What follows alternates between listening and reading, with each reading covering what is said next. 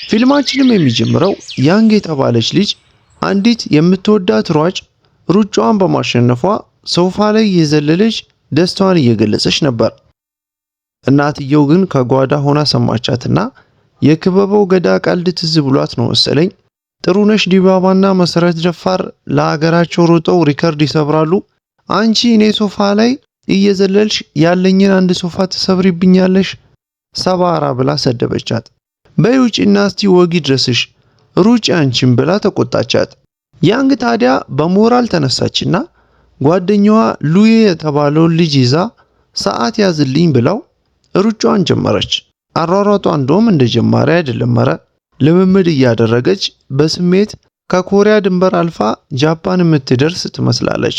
ሮጣ ስትጨርስ ታዲያ ጓደኛዋ ሉዬ አስቆማትና ለምንድነው ግን ታስራ እንደተፈታች ጥጃ ለመያዝ እስክታስቸግሪ ድረስ እንደዚህ የምትሮጩ ብሎ ጠየቃት።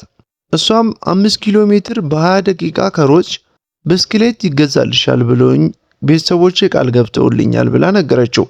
እናም ሰዓቱ ስንት ነው ብላ ስትጠይቀው እሱም እንኳን ደስ አለሽ 20 ደቂቃ ሳይሞላሽ በ17 ደቂቃ ከ59 ሰከንድ አጠናቀሻል 5 ኪሎ ሜትር ብሎ ነገራት። ከዛም እንደ ሞጆ ከሰል ተሸክሞ ቤት ድረስ አደረሳት። ቤት ገብታም ለእናቷ ከተባለው ሰዓት ባነሰ ጊዜ ሮጣ ሪከርድ እንደሰበረችና አሁን ቶሎ ሳይክሉ እንዲገዛላት ጥያቄ አቀረበች። እናቷ ግን ወግጂልኝ ይልቅ እዛ ጠረጴዛ ላይ የተቀመጠውን ፖስታ አለ ከፍተሽ አንብቢልን አለቻት። ያንግ ተናዳ ሄዳ ፖስታውን ስትከፍተው ውስጡ ግን ሳይክል መግዣው ብር ነበር የተቀመጠላት። እናቷ ሰርፕራይዝ አድርጋት ነው።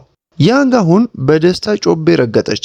አባቷ ቀጠለና ይሄ ጓደኛሽ ሉይ ግን ለልደትሽ ስጦታ አይገዛልሽም እንዴ ሲላት፣ እሷ ግን አይ ከሉይ ጋር ልደቴን ስለማላከብር አይገዛልኝም ስትል ጓደኛዋ ሉይ ተናዶ ምግቡን ጥሎ ሄደ። ያንግና ሉይ ከልጅነታቸው ጀምረው አብሮ ያደጉ ምርጥ ጓደኛሞች ናቸው። የልደት ቀናቸው እንኳን ተመሳሳይ ዕለት ነው የሚውለው። ከዛም ያንግ ለሉይ ምግብና ደብዳቤ ላከችለት። ውድ ጓደኛዬ መበሳጨቱን አቁምና ይልቅ ነገ ሳይክል ልገዛ ስለመሄድ አብረን እንሂድና አጋዛኝ ብላ ጠየቀችው። ቂም የማያውቀው ሉይ ታዲያ በነጋታው አብሯት ሄደ። ሌሎች ኤሪታውና ሄሚ የሚባሉ የነሱ ጓደኞች ጋር አብረው በመሆን ለሷ ፒንክ ሳይክል ገዙ። በመሃል ታዲያ ደስታቸውን ለማክበር ፎቶ እየተነሱ እያለ ከየት እንደመጣ ያልታወቀ ሌባ አዲሱን ሳይክሏን ይዞባት እብስ ብሎ ጠፋ። ከጓደኞቿ ጋር ሆና ታዲያ ሌባውን ማሯሯጥ ጀመሩ። ሌባው ለማምለጥ ብሎ ወደ አንድ ትምህርት ቤት እየነዳ ገባ ሳይክሉን። ያንግ ግን የዋዛ አይደለችም። አከታትላ ደረሰችበትና ከኋላ ተንጠለጠለችበት። ሌባው ተደንቆ አንቺ አይደክምሽም እንዴ ይሄን ሁሉ ስትሩጂ አላት። እሷም ስትናገር አመልጣታለሁ ብለ እንዳታስብ ማን እንደሆንኩ አታውቀኝም ማለት ነው ብላ ዛተችበት። በተመሳሳይ ሰዓት የትምህርት ቤቱ ላብራቶሪ ውስጥ አንድ ተማሪ የተወሰኑ ኬሚካሎችን እየቀመመ ነበርና ከውጪ ጩኸቱን ሰምቶ ሐሳቡ ሲሰረቅ ኬሚካሎቹን አቃጥሎ ላብራቶሪ ውስጥ እሳት ተነሳበትና ነደደ። ያንግ በስተመጨረሻም ሌባውን አሯሩጧ ሳይክሏን ከተቀበለች በኋላ አዳልጧት ወድቃ እግሯ ቆሰለ። ከዛ ሳይክሏን አስመልሳ እነ ሉይ ቤት ተያይዘው ገቡ። እዛም ሉይን የምታፈቅረው ዋንግ የተባለች ልጅ መጣች። ሉይ ከዛም ለምን መጣሽ ብሎ ሲጠይቃት ያንግ እግሯ ስለተሰበረ ልጠይቃት ነው የመጣሁት እንጂ አንተ ጋር አይደለም ብላ አስቀየሰች ነገሩን። መጠጥ ይዛ ነበርና መጠጡን ልታስቀምስ ስትገባ ሉይ ደግሞ ሮጦ ወጣ ከቤቱ። ዋንግ ተከትላ ልታስቆመው ስትል ግን ያንግ አስቆመቻትና እኔ ልጠይቅኝ አይደል የመጣሽው እንግዲያውስ ተመለሽ ያለቻትና እንደውም መታጠቢያ ክፍል ውሰጂኝ እግሬን ስለተሰበረ መሄድ አቅቶኛል አለቻት። በነጋታው የትምህርት ቤታቸው ክብረ በዓል አልቆ ክፍል ሲጫጫሁ ዳይሬክተሩ ገባና ማን ነው የዚህ ክፍል አለቃ ለመሆኑ እስቲ ንገሩኝ አለ። አለቃቸው ያንግ ነበረችና ቁስሏ ስላልተሻላት እያመማት ቆማ እኔ ነኝ አለቃ አለችው። ዳይሬክተሩ አያትና እንዴ እሷ እኮ በትምህርቷ ደካማ ተማሪ ናት ለምን ሌላ ጎበዝ ተማሪ አለቃ አታደርጉም ብሎ ነገራቸው። ያንግ ግን አረ ዳይሬክተር እኔ እኮ በትምህርት ቤት ደካማ ብሆንም በሌሎች ነገር እኮ ጎበዝ ነኝ ብላ ነገረችው። ይሄ አባባሏ ግን አሳ ከባህር ወጥቶ መዋኘት አልችልም እንጂ ሌላ ነገር ላይ ጎበዝ ነኝ ከማለቱ ጋር ተመሳሳይ ነው። ዳይሬክተሩም ሰሙና በሉ እዚህ ክፍል ሉዊ ጎበዝ ስለሆነ እሱን አለቃ አድርጉት አለ። በዚህ እየተከራከሩ እያለ አንድ አዲስ መልከ መልካም ሸበላ ተማሪ ወደ ክፍል ገባ። ሁሉም ያፈጡበት ጀመሩ። ገብቶም ያንግ አጠገብ ሲቀመጥ ያንግ ቶሎ ብላ እኔ ስለ ክፍላችንና ስለ ትምህርት ቤቱ በአጠቃላይ በደንብ ስለማውቅ እርዳታ ከፈለክ ማንኛውንም ነገር ጠይቀኝ እኔን አለችው። ተማሪዎቹ ሁሉ እሱን አይተው ፈዘዙ። ኤሪታው የተባለው ጓደኛዋ ሲናገር ያኔ ላብራቶሪ ውስጥ እሳት ያፈነዳው ተማሪ ይሄ ነው ብሎ ነገራቸው። እዛ ሌባው የገባበት ትምህርት ቤት ያሉት አመራሮች በዛ ስራው አባሮት ነው ወደኛ ትምህርት ቤት የተዘዋወረው አለው ስለ አዲሱ ተማሪ። ያንግ ይህንን ሁሉ ስትሰማ ሁባው ወደ ተባለው ወደ አዲሱ ተማሪ ሄዳ ለተጎዳውት ነገር ሁሉ አንተ ነህ ጥፋተኛ ብላ ወቀሰችው። እሱ ምን ጥፋተኛ ከሆንኩ ላሳክምሽ ብሎ ተሸክሞ ሆስፒታል ወሰዳት። ሆስፒታል አስገብቶ እያሳከማት ንዴቷ አልበረደላትም ነበርና እጁን እንደ ሸንኮራ ገምጣ አስጮኸችው። በዚህ ንዴቷ ነርሷ ሌላ መርዶ ነገረቻት። እግርሽ በመቁሰሉ ምክንያት በዚህ ሳምንት በሚደረገው የሩጫ ውድድር ስፖርት ላይ መሳተፍ አትችይም አለቻት። ያም ማለት ማግኘት የነበረብሽን 10 ነጥቦች አታገኝም አለቻት። ያንግ በዚህ ተናዳ ወጣች። ሁባው ግን ነርሷን ተጠጋትና የተባለው 10 ነጥብ ያን ያህል አስፈላጊ ነው ብሎ ጠየቃት። ነርሷም አዎ በጣም አስፈላጊ ነው፣ ወደ ዩኒቨርሲቲ መግቢያ አድሚሽን ላይ በጣም ይጠቅማታል አለችው። በፈተና ጊዜ ጠቅላላ ተማሪዎች ተኮራርጀው ሲሰሩ አስተማሪው ዞረባቸው። ሉዊ ብቻ ከሁዋንግ ጋር አልለዋወጥም አለ ወረቀቱን። አስተማሪውም ሁሉም ተማሪዎች ከ80 በላይ በማምጣታቸው መደሰቱን ተናገረ። መኮራረጃቸውን ሳያውቅ እንደተደሰተባቸው ነገራቸው። በኋላ በደንብ ሲያጣራ ብዙ ተማሪዎች ተመሳሳይ ስህተት እንዳለባቸው አየና ሁዋንግን ጠርቷት ለምን ያንቺ ውጤት ብቻ ዝቅተኛ ሆነ ብሎ ጠየቃት። ሁዋንግ ሁሉንም ታሪክ ነገረችው። ሙሉ ተማሪ ተኮራርጆ ነው የሰራው። ለኔ መልስ የሚሰጠኝ ሉዊ ነበር። የሱን መልስ ስጠብቅ እሱ ግን ለኔ ትቶ ለያንግ ሰጣት አለችና ምስጢሩን አፈረጠችው። መምህሩ ታዲያ ተናዶ ወደ ክፍል ገባና ሁዋንግ ሁሉንም ነገር ነግራኛለች፣ እንደተኮራረጃችሁ ደርሼባችኋለሁ አለ። አዲሱ ተማሪ ሁባው ተነሳና ለሁሉም ነገር ጥፋተኛው እኔ ነኝ፣ ይህን ሁሉ ነገር ያዘጋጀሁት እኔ ስለሆንኩኝ ይቅርታ አድርጉልኝ አለ። ሁባው ይህንን ያደረገው ያንግ ሩጫውን መሮጥ ባለመቻሏና የዛን ውጤት በፈተና እንድታካክስ ስለፈለገ ነው። ያንግ ደግሞ ተነሳችና ነገሩን ያደረግነው ሁላችንም ካለፍን ያዘጋጀነው ፓርቲ ስላለ ያ ፓርቲ እንዳያመልጠን ነው፣ ይቅርታ አለች። መምህሯም ፓርቲውን ያን ያህል ከወደዳችሁት ፈተናውን በድጋሚ ነው የምፈትናችሁ፣ ያውኑ ፈተና ደግሞ በጣም ከባድ አደርገዋለሁ ብሎ ዝቶባቸው ወጣ። አዲሱ ተማሪ ግን ጠቅላላ ተማሪዎቹን ሰብስቦ ለፈተና እያዘጋጀ ማስጠናት ጀመረ። አዲሱ ተማሪ ሁባው በክፍል ውስጥ ባለው አዲስ ተጽዕኖ ግን ነገሩ ያልጣመው ሉዊ ወደ መምህሩ ሄደና ያንግን ከኔ ግሩፕ አድርጋት፣ እኔና እሷ አብሮ አደግ ጓደኛሞች ነን ቢለውም መምህሩ ግን አይሆንም አለው። በኋላም ከትምህርት ቤት ሲወጡ ሉዊ ወደ ያንግ ቀረባትና እንሂድ ወደ ቤት አላት። ተያይዘውም ሄዱና ወደ ቤታቸው ይዟት ሄዶ ለእናቴ ደብዳቤ ጻፊልኝ ብሏት እየነገራት ጻፈችለት። በመሃል ግን ተጣሉና ሲወድቁ እየተያዩ አዲስ ስሜት ተሰማቸው። በቀጣይ በተደረገ ሌላኛው ፈተና አዲሱ ተማሪ ሁባው ከፍተኛ ውጤት በማምጣቱ ተመሰገነና ተጨበጨበለት። በዛ ምክንያትም ወደ ሆንግ ኮንግ ለአንድ ሳምንት እንዲሄድ ተፈቀደለት ከትምህርት ቤቱ። ሉዊ ተጠጋና እንኳን ደስ አለህ አለው። በቀጣይ ፈተና ደግሞ መምህሩ ያንኑ አዲሱ ተማሪ አስነሳውና እኔ ፈተና ስፈትን አብረኝ ትፈትንልኛለህ ብሎ መረጠው። ያንግ ይህንን ስትሰማ ደስ አላት። ምክንያቱም አዲሱ ተማሪ ሁባው እንድትኮርጅ የሚፈቅድላት መስሏት ነበር። ነገር ግን ሳይፈቅድላት ቀርቶ ፈተናውንም ወደቀች። በዛው ቀን ሁባው ቤት ሆኖ አያቱ መጣችና ለወጣ ስለሆነ የጣድኩትን ድስት ተመልከት አደራ ብለው ወጣች።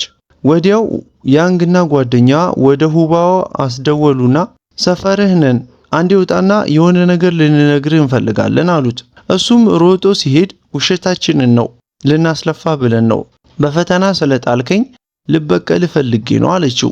ወዲያው ግን የሆነ ፍንዳታ ተሰማና ከሆነ ቤት ጭስ መውጣት ጀመረ። ፍንዳታውም ሌላ ቤት መስሏቸው ችላ አሉት። ያንግ ቤት ከገባች በኋላ ግን ሁባው ደወለላትና ቅድም የሰማነው ፍንዳታ እኮ የኔው የራሴው ጉድ ነው፣ እኛ ቤት ነው የፈነዳው ሲላት ሮጣ ወደሱ ቤት እያለቀሰች ይቅርታ ጠየቀችው። እኔ ለቀልድ ስለጠራው የሁሉ ነገር የተፈጠረብህ በእኔ ምክንያት ነው አለችው። በእሳት ቃጠሎ ወደ ሆንግ ኮንግ የሚሄድበት ትኬትም አብሮ በመቃጠሉ እዛ ከመሄድ ቀረ። ያንግ አሁን እሱን ለማጽናናት ወደ ቤቱ ተመልሳ ሮጣ ሄዳ መጋረጃ ሰርቃ አምጥታ ሄሚ ከተባለች ሌላኛዋ ጓደኛዋ ጋር ሆነው የተቃጠለውን ኪችንና መስኮት አስተካከሉለት። በነጋታው ትምህርት ቤት አብረው ሄዱ።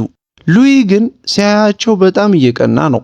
ከትምህርት ቤት በኋላ ሁባኦ ሸክላ ገዝቶ የተቃጠለውን ኪችን ለማደስ ሲል ሉዊ አየውና ሄዶ አገዘው። ሉዊ በጣም ቅን ስለሆነ አዲሱ ተማሪ ሁባኦን እንዴት እንዲህ አይነት ችግር ገጥሞ ብቻህን ትጋፈጣለህ? እኛ የክፍል ጓደኞችን ጠርተህ እኮ አግዙኝ ማለት አለብህ እያለው የተቀመጡበት ጣራ ግን ተደርምሶ ወደ መሬት ወደቁ። በቀጣዩ ቀን መምህሩ የቤት ስራ ሰጣቸውና ይህንን የቤት ስራ ካልሰራችሁ በቀጣይ በሚካሄደው የአስማት ማጂክ ላይ አትሳተፉም ብሎ አስፈራራቸው። ያንግ ይህንን ፈርታ የቤት ስራዋን ሁቦ ጋር ሄዳ አብራ መስራት ጀመረች። አስማቱ የሚዘጋጅበትን መድረክ እያስተካከለ ነው። ድንገት ግን አንድ ብሎን ጎደለውና ያቺን ብሎን ፈልጎ ከአንድ ወንበር ላይ ሄዶ ፈታ። በተመሳሳይ ሁዋንግ የራሷን የምታሳየውን ስራ ለመለማመድ ወደዛ አዳራሽ ሄደች። ብሎን የተፈታበት ወንበር ላይ ስትቆም ግን አዳልጧት መሬት ተፈጠፈጠች። ሉዊ እሷን ተሸክሞ ወደ ሆስፒታል ሮጠ። ነገር ግን መጀመሪያ አስተካክል የተባለውን ጎማ በደንብ ሳያስረው በመርሳቱ ምክንያት በዛ ጎማ ሁቦና ያንግ ስራቸውን እያቀረቡ ነበርና ተከሰከሱ። እነሱ ቤት እንደገቡ ሁባኦ ደወለላትና ለተፈጠረው ነገር ሁሉ ይቅርታ አላት ያንግን። ያንግ ግን ያንተ ጥፋት እኮ አይደለም፣ እንደውም ካንተ ጋር ስለወደኩኝ ደስ ብሎኛል ስትለው በደስታ ተነስቶ መደነስ ጀመረ። ያንግና ሁባኦ እየተዋደዱ ነው። በቀጣይ ትምህርት ቤት ሁባኦ ወደ ያንግ ተጠጋና ልደትሽ ቀኑ እንደደረሰ ሰምቻለሁ እና በልደትሽ ቀን ደግሞ የምትወጁ የፊልም አክተር አዲስ ፊልሙን ያስመርቃል፣ ለምን አታይም ያንን ፊልም ብሎን ነገራት። እሷም ነገሩ መገጣጠሙ ደስ አላትና ወደ ጓደኞቿ ሄሚ ሮጣ ሄዳ በልደቴ ቀን አብረሽኝ ሲኒማን ንግባ ስትላት እምቢ አለቻት። ሄሚ ወደ ኤሪታው ሄዳ እሱንም ስትጠይቀው እሱም እምቢ አላት። በስተመጨረሻም ሉዊን ስትጠይቀው እሱ ግን ቶሎ እሺ አላትና እንደውም ትኬት መግዣ ገንዘብ ሰጣት። በቀጣዩ ቀን ሉዊ እና ያንግ ወደ ተባለው ሲኒማ ሄዱ።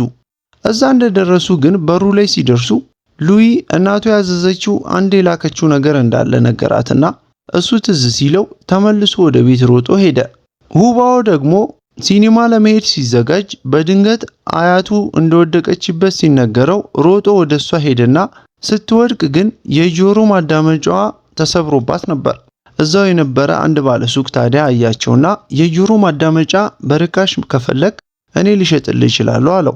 ሊዮ ሳያመነታ የሲኒማ ትኬቱን መልሶ ሸጠውና ለአያቱ ማዳመጫውን ገዛላት ባለው ገንዘብ።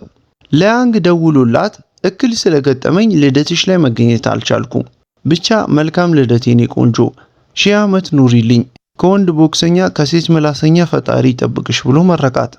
የአያቱ ማዳመጫ ግን የተበላሸ በመሆኑ አልሰማ ሲላት ሁባኦ ተናደደና የሸጠለት ልጅ ጋር ሄዶ እየደበደበው እንዴት የተበላሸ ማዳመጫ ትሸጥልኛለህ ብሎ ሲጠይቀው ልጁም እኔ ራሱ ማዳመጫውን እኮ ከናንተ ትምህርት ቤት ኤሪታው ከሚባል ተማሪ ነው የገዛሁት አለው።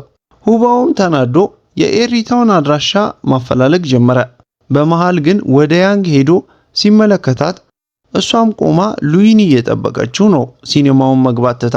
ሉዊ ግን ሲደናበር ያንግ ጥላው ወደ ሲኒማ የገባች ስለመሰለው እሱም ብቻውን ገብቶ እያየ ነበር። ዋንግ የተባለችው ሉዊን የምታፈቅረው ሴትም ሲኒማ ቤት ተከትለው ገብታ ከኋላው ተቀምጣ ነበርና አይኑን በእጇ ሸፍና ሰርፕራይዝ አለችው። እሱ ግን ምን ትሰሪያለሽ ደግሞ ከኋላዬ ብሎ ተቆጣትና ተያይዘው ሲወጡ ከያንግ ጋር ተገናኙ። ያንግ ውጪ ቆማ እስካሁን እየጠበቀችው ነበር። ንዴቷን ገለጸችበት። በመቀጠል ያንግ በሰፈራቸው የተከፈተውን አዲስ ፒዛ በጋዜጣ ላይ ተመልክታ አባቷን እንዲጋብዛት ስታስጨንቀው እናቷ ግን ሰማችና ያ የሚሆነው በትምህርት ቤት ውጤትሽ ጥሩ ውጤት ካመጣሽ ብቻ ነው ወስደን እንጋብዝሽ ፒዛውን አለቻት። ያንግም ቶሎ ተስማማች። ከዛም ያንግ በትርፍ ሰዓቷ ጭምር ትምህርት ቤት ክፍላቸው ተቀምጣ ማንበቧን ቀጠለች። ከጥናት ብዛት ደክሟት ክፍሏ ስትተኛ ሁባው ተጠግቶ ቀሰቀሳትና ወደ ቤት ሸኛት። ወደ ቤት ስትገባ ግን ሉዊን አገኘችውና ዘግታው በዝምታ አለፈች። አሁንም በነጋታውም እየተከተለ ሊያወራት ፈለገ። እሷ ግን ዞራም አላየችውም። በስተመጨረሻ ማስቆማትና ይቅርታ ጠየቃት። ቅዳሜ እንገናኝ የሚል ወረቀትም ሰጣት። በቀጣዩ ቀን ሁሉም ተሰብስበው ተቀምጠው ኤሪታው የተባለው ተማሪ ወደ ኋላ ተጠጋና በቅርቡ ከሌላ ትምህርት ቤት ተማሪዎች ጋር የባስኬትቦል ግጥሚያ ስላለን ለምን እኛ ቡድን አትጫወቱም ብሎ አዲሱ ተማሪ ሁባውን ጠየቀው። ሁባው ቶሎ እሺ አለ። የጨዋታው ቀን ደርሶ ሊጫወቱ ሲሉ ግን ሁሉም ከላይ የለበሱትን ልብስ ሲያወልቁ ሁባው ብቻ እምቢ አለ። በግድ ሲያወልቁበት ግን ሰውነቱ የተደበደበ ይመስል ቆሳስሎበታል። ከዛም ጨዋታው ካለቀ በኋላ መምህሩ ተጨንቆ ሁባውን ተጠጋውና ማን ነው የደበደበህ ሲለው ሁባው ግን ዋሸና ከአባቴ የወረስኩት በሽታ አለብኝና ጭንቀት ሲሰማኝ እነዚህ ነጠብጣቦች መውጣት ይጀምራሉ እንጂ ሰው ደብድቦኝ አይደለም አለ። በቀጣይ ሁባው ወደ ያንግ ተጠጋና አንድ ጥያቄ ሰጣት። ይህንን ጥያቄ ከሰራሽ ስጦታ ሰጥሻለሁ አላት። ነገር ግን ሉዊ ተጠጋውና ከትምህርት ቤት በኋላ ላገኝ ይፈልጋለሁ አለው ሁባውን። ማታ ላይ ሉዊ ሁባውን ወደ ቤቱ ጋበዘውና እውነት ግን እንደ ጓደኛ ታየኛለህ አለው። ሁባው ሲመልስም አዎ እንዴ ሉዊ ጓደኛዬ እኮ ነህ አለው። ሉዊ አሁን እንደ ጓደኛ ካየኸኝ ታዲያ ማን እንደደበደበህ ንገረኝ እስቲ አለው። ሁባው ሲናገርም የተበላሸ ማዳመጫ ለአያቴ የሸጡልኝ ወንዶች ናቸው የደበደቡኝ አለ። በዚሁ ጊዜ ግን ሁባው አንድ ምስጢር ተናገረ። ያን ግን እንዳፈቀርኳት ነው እየተሰማኝ ያለው። ምን ይሻለኛል ጓደኛዬ ሉዊ ብሎ ሲጠይቀው ሉዊ ግን በዚህ ጊዜ ቀይ ፊቱ ጥቀርሻ መስሎ ደንዝዞ ቀረ። ምክንያቱም እሱም ያንግን ይወዳታል። በነጋታው ውጤት ተለቀቀና ያንግ በጣም ተደሰተች። ምክንያቱም ወላጆቿ የጠየቋትን ውጤት አምጥታለች። ከዛም ቀኑ ቅዳሜ ነበርና ሉዊ እንገናኝ ብሏት ስለነበር ሽክ ብላ ለብሳ እስኪመጣ እየጠበቀችው ነው ቤቷ ሆና። ነገር ግን በመስኮት ደብዳቤ ወረወረላትና በደብዳቤውም ዛሬ እንደማይመቸውና ይቅርታ እንድታደርግለት ጠየቃት። እሷ ግን ተናዳ ደብዳቤ ለመጻፍ ጊዜ አለ፣ እኔን ለማግኘትና ወተን ለመዝናናት ግን ጊዜ የለም ብላ ተበሳጨችበት። በአንተ ምክንያት ይሄው ምግብ ሳልበላ ቁጭ ብያለሁ እንኳን ደስ አለህ ብላ ስታለቅስ፣ በድንገት ግን ሁባው ሳይክሉን እየነዳ መጣና ሰርፕራይዝ ሊያደርጋት አይኗን ጋርዶ ይዟት ሄደና የምትፈልግበት አዲሱ ፒዛ ቤት ወስዶ ጋበዛት። እሷም ተማርካ በሉዬ የጨለመባት ቀን በሁባው የፈካላት መሰላት። ግን ደግሞ የሰጠኸኝ ጥያቄ ገና አልሰራሁትም፣ ግብዣው ምንን በማስመልከት ነው ስትለው የልደት ቀንሽ ስለተረሳ እሱን ላስታውስሽ ብዬ ነው፣ ደስ ይበልሽ ብሎ ነገራት። ደስታዋንም እጥፍ አደረገላት። በነጋታው ያንግ እሳት ለብሳ እሳት ጎርሳ ሉዊን አገኘችውና ቅዳሜ ወጣ ብለን እንዝናናለን ብለህ ለምን ቀለድክብኝ? ቃልህንም ለምን አጠፍክ አለችው። ነገር ግን ከፊልሙ እንደምንረዳው ሁባውን ወደሷ የላከውና እንዲጋብዛት እንድትደሰትም ያመቻቸው ሉዊ ራሱ ነበር። ምክንያቱም ሁባው ያንግን እንደሚያፈቅራት ሲነግረው ሉዊ ደግሞ ከሷ ጋር የነበረውን ቀጠሮ በመሰረዝ ፍቅሩን መስዋዕት አድርጎ ለሁባው አሳልፎ ሰጠው። ያንግ በሉዊ ተግባር ተደነቀች። በቀጣዩ ቀን ኤሪታው እና ያንግ በቅርቡ ለተዘጋጀው የሙዚቃ ድግስ የፀጉር ስታይላቸውን ለውጠው በመምጣታቸው መምህሩ አስነሳቸውና ተቆጣቸው። በቀጣዩ ቀን የኮንሰርቱ ሰዓት ደርሶ ለመውጣት ቢጣደፉም መምህሩ ግን አለቅ ብሏቸው በጥያቄ ላይ ጥያቄ እየጨመረ የሙዚቃ ድግሱ እንዲረፍድባቸው አደረጋቸው። ነገር ግን መምህሩን ማስተማሩን ጨርሶ ውጡ በቃ ሲላቸው ተማሪዎቹ በጠቅላላ ከበረት እንደተለቀቁ ከብቶች እየተንጋጉ ወደ ኮንሰርቱ እየሮጡ ሄዱ። ነገር ግን በሚያሳዝን ሁኔታ ከቦታው ሲደርሱ ኮንሰርቱ ተጠናቆ አዳራሹ መዘጋቱን ጥበቃው ነገራቸው። ለሰርግ ተጠርታችሁ ለመልስ ትመጣላችሁ እንዴ ብሎ ጭራሽ አላገጠባቸው። በቀጣይ ቀን ሁዋንግ የተባለችው ሉዊን የምትወደው ሴት ወደ ቤቱ ሄደችና ፈተና ስለደረሰ አብረን እናጥና ባክህ አስጠናኝ አለችው። እሱ ግን እንደ ኳስ ጠልዞ አስወጣትና ሂጂልኝ አላት። ሁዋንግ ግን ካላስጠናኸኝ ከዚህ ፎቅ ላይ ሮጬ ነው ምዘለው፣ በእኔ ምክንያት ተጠያቂ አንተ ነው የምትሆነው አለችው። ከዛም በግድ ይዟት ገባና ሲያጠኑ ቆይተው ወደ ቤት እየሸኛት ያንግን አገኟትና ሰላም ሲላት ያንግ አኩርፋ ስለነበር ዝም አለችው። ከሁዋንግ ጋር ሄደና ኬክ ከገዛ በኋላ ሲሰናበታት ኬኩን እዚሁ አትበላም እንዴ? ለማን ነው የምትወስደው ብላ ጠየቀችው ዋንግ። በዚህ አጋጣሚ ፕሊስ ሉይ እኔ አንተን ከድሮ ጀምሮ አፈቅራለሁ ብላ በሴትነት ጠየቀችው። እሱ ግን ቶሎ ብሎ ሌላ የሚያፈቅራት ሴት እንዳለች ነገረችው።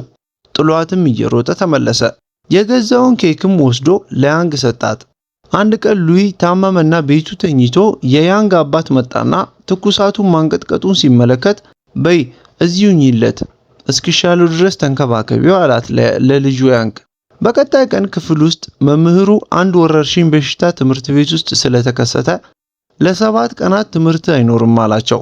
ነገር ግን ተማሪዎቹ ገና ተደሳስተው ሳይጨርሱ ቤቱ ናችሁ በኦንላይን እንማራለን አሰልቺ ወሬን ነገራቸው። እንዲሁም የክፍሉ አለቃ ሁባኦ በየቤታችሁ እየዞረ ይቆጣጠራችኋል አላቸው። በዚህ መሰረት ሁባኦ በመጀመሪያው ቀን ቁጥጥሩ ያንግን ሊያስጠናት ሄደና ወደ ያንግ ቤት ሲደርስ አንብበው ከጨረሱ በኋላ ግን ምሽቱን ፈታ ብለው ለማሳለፍ ሳይክል እየነዳን እናሳልፍ ብለው በድብቅ ተመካከሩ። እንደተባባሉት ተደብቀው ከቤት ስትወጣ ወንድሟ አስቆማትና የት ነው የምትሄጂው ብሎ ተቆጣት። እሷ ግን አረ ብሮ ተረዳኝ ወጥቼ ፈታ ልበል ስትለው ወንድሟ እምቢ ብሏት ሲጣሉ ሉይ ድምጻቸውን ሰማና ወጣ ከጎረቤት። ሁባውም ሳይክሉን ይዞ ከተፋለና ተያይዘው ሄዱ። ሉይ ግን ቢያናገራቸው መልስ ሊሰጡት አልቻሉም። ሄደው ሌሊቱን ሙሉ ሲጫወቱና ሲዝናኑ አደሩ። እነ ሁባው ቤት ሄደውም ምግብ እየበሉ ጥሩ ጊዜን አሳለፉ።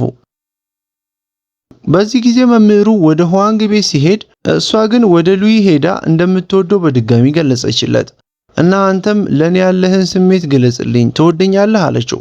እሱም እንደምትወጂኝ ለሌላ ሰው አልተናገርሽም አይደል አላት። አዎ ስትለው በቃ ከዚህ በኋላ አንድ ላይ ነን ብሎ የምስራች ነገራት።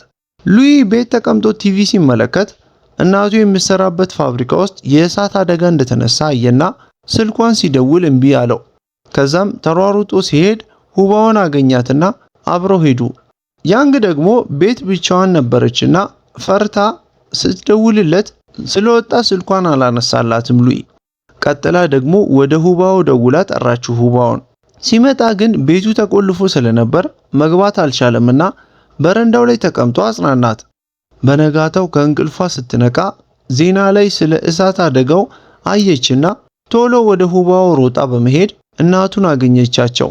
አንድ ቀን ያንግ ወደ ቤቷ ልትሄድ አውቶቡስ እየጠበቀች እያለች አንድ ራሱን የሸፈነ ወንጀለኛ የሆነ ሰውዬ ተሸፋፍኖ ይከተላታል።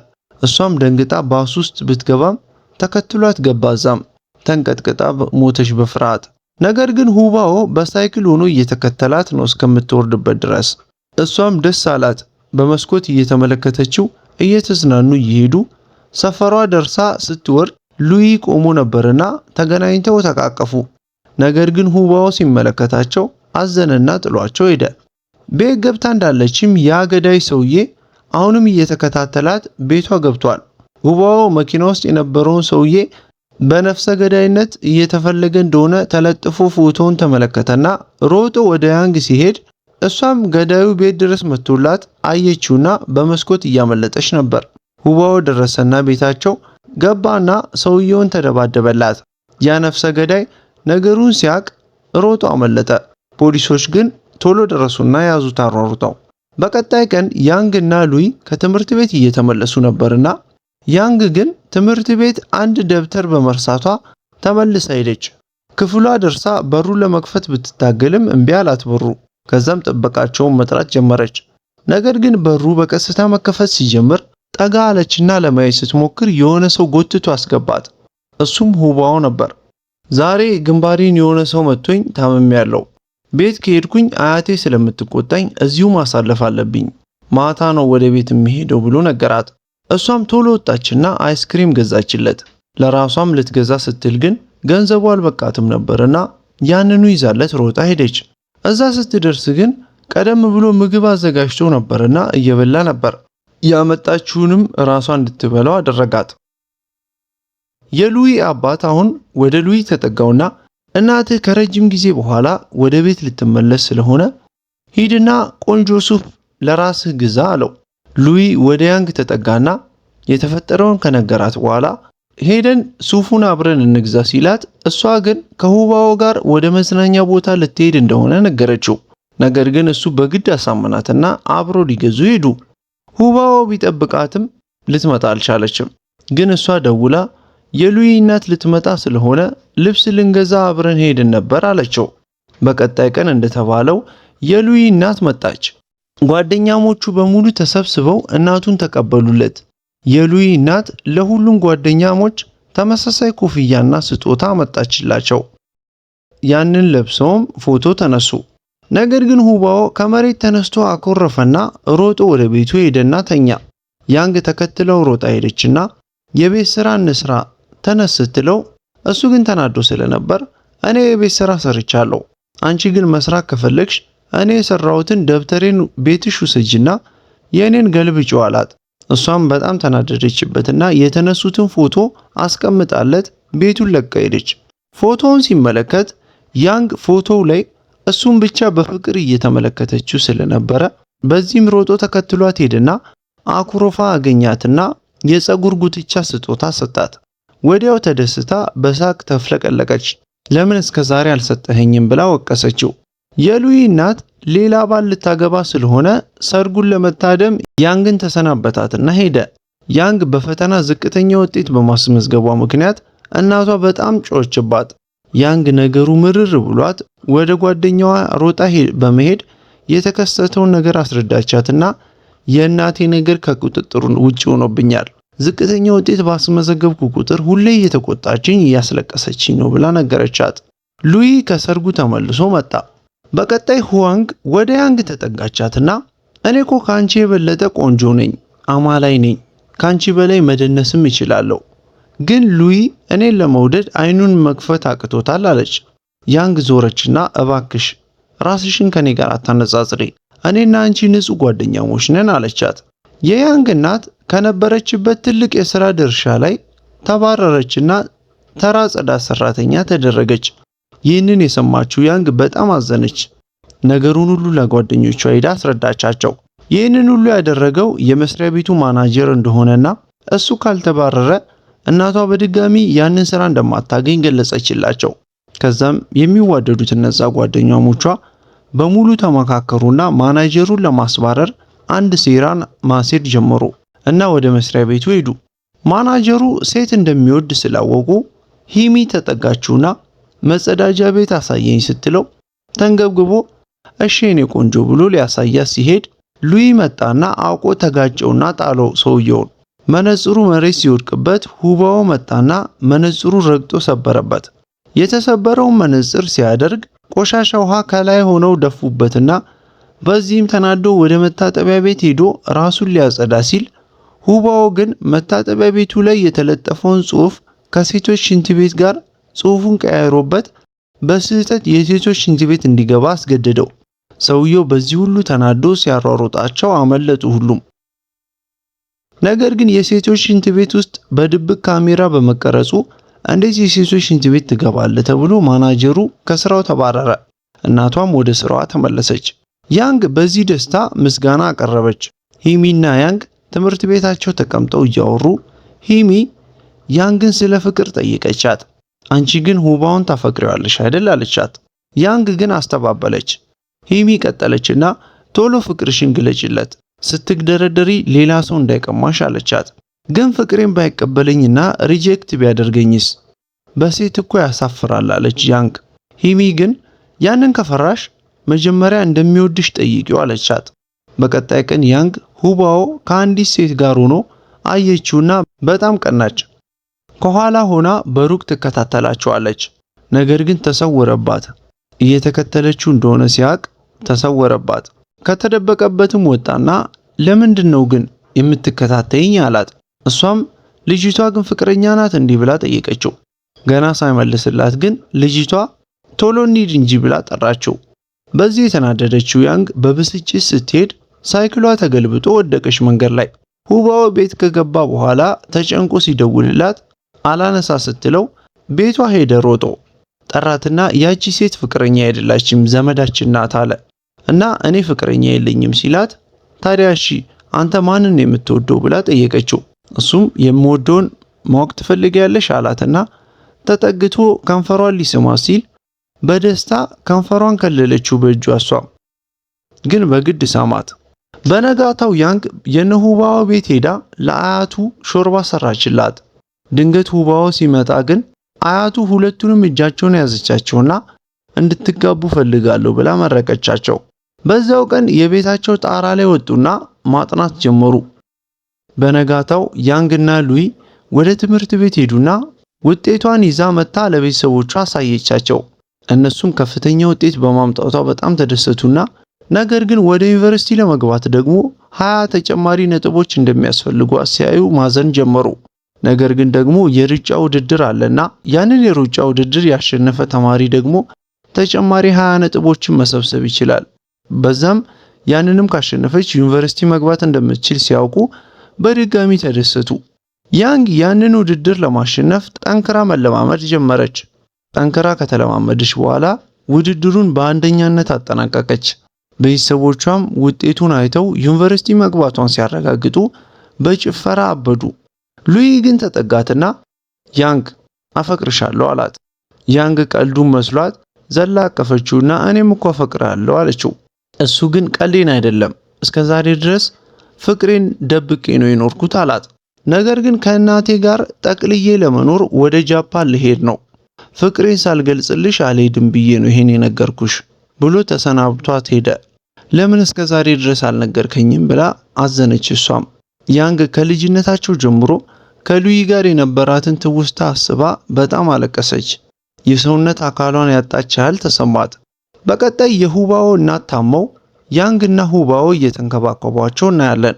ከዛም ሊሸኛ ሲወጣ እሷ ወደ ዩኒቨርሲቲ ልትሄድ መሆኑን ሲያውቅ አለቀሰ።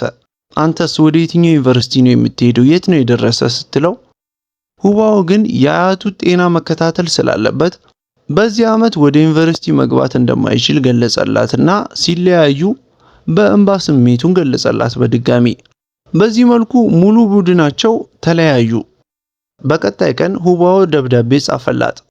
ለነበረን የክፍል ቆይታና ትውስታችን በሙሉ ስለ አብሮነታችን በጣም ደስ ይለኛል። በሄድሽበት ሁሉ ቸር ይግጠምሽ ብሏት ፊልማችንም በዚሁ ይጠናቀቃል።